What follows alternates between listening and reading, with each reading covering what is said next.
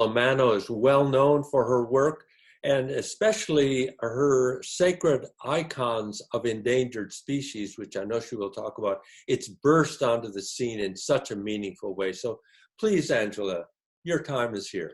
Thank you. I also am very honored and thrilled to be among my esteemed colleagues and in front of this great audience who I can't see, but I'm going to start off with this detail of an 8-foot, next.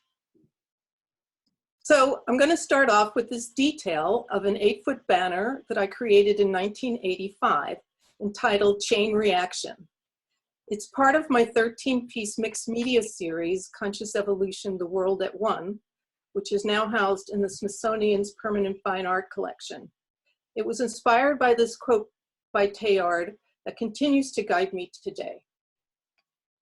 Everywhere on earth, in this moment, in the new spiritual atmosphere created by the idea of evolution, there float, in a state of extreme mutual sensitivity, love of God and faith in the world, the two essential components of the ultra-human. These two components are everywhere in the air. Sooner or later, there will be a chain reaction. Next. This piece is Discovering Fire and is part of the same series, inspired by Teilhard's famous quote, "Someday after we have mastered the wind, the tides, and gravity, we will harness the energies of love. And then for the second time in history, man will have discovered fire." Next. This triptych, All My Relations, presents the earth as the primary revelation of the divine and its various layers of the lithosphere, biosphere, and noosphere, the latter represented by the bottom image, which is entitled Children of Gaia, Descended from Stars. Next. So in 1990, I had the rare opportunity to begin learning Byzantine Russian icon painting with a master iconographer from Russia. Not long into the practice, though, I knew something was missing. Nature was merely the backdrop for the human divine drama. Acutely aware that humans are derivative of the earth, I started conceptualizing a new icon of the whole earth. Next. This is the earthly paradise icon of the third millennium. It's created in the same method of materials as in traditional icons. I added another dimension to the physical planet by encircling the fragile envelope of the atmosphere with a gold halo to portray the earth as a bio-spiritual entity having reached its fulfillment in the omega point, in that dynamic center of love at the heart of all creation. As we entered the new millennium, however, it seemed to me that instead of moving towards the omega point or the ecological age that Thomas Berry proposed, humans were exploiting the earth with ever more violent means, leading to the endangerment and extinction of species at the rate of 150 per day. Next. And then I remembered this passage from Thomas Aquinas, which Thomas Berry loved to quote. Because the divine could not image itself forth in any one being, it created the great diversity of things so that what was lacking in one would be supplied by the others, and the whole universe together would participate in and manifest the divine more than any single being whatsoever. Next.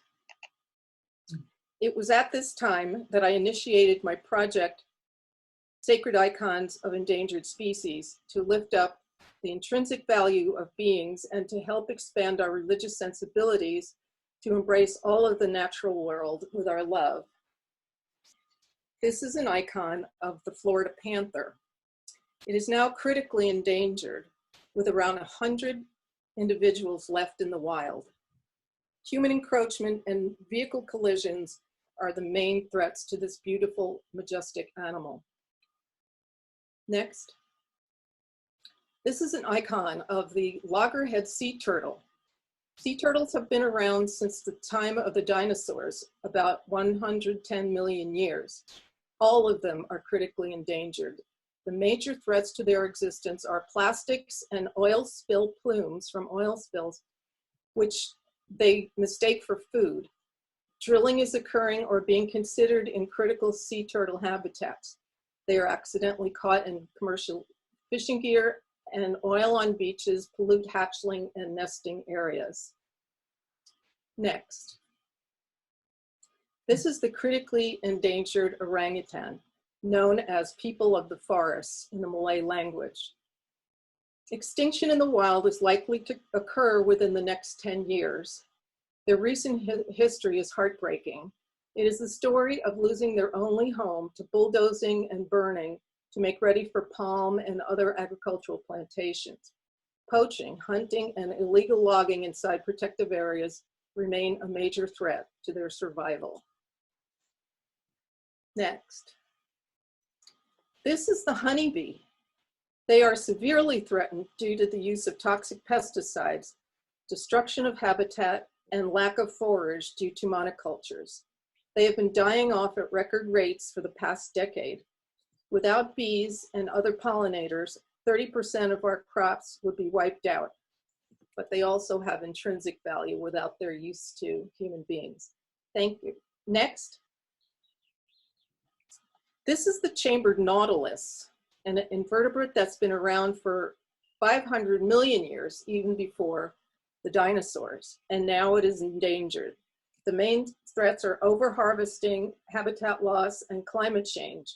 One serious climate change related issue is ocean acidification, which affects the nautilus's ability to build its calcium carbonate based shell. They have survived the past 5 mass extinctions, but will they survive this one?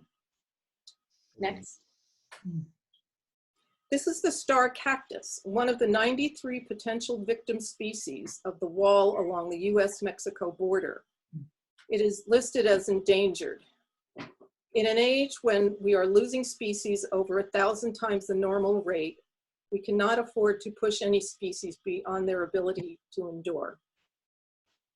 Next. Yeah. This is the endangered Mexican blue-capped hummingbird. This tiny, exquisite bird lives in a small area in the Mexican province of Oaxaca. Tragically, as is the case with so many species, its numbers are dwindling due to habitat loss. Next. I've added another dimension to this project by donating half the proceeds from the sale of these icons to the Center for Biological Diversity. And I want to leave you with what I consider the ultimate truth for this period in Earth history.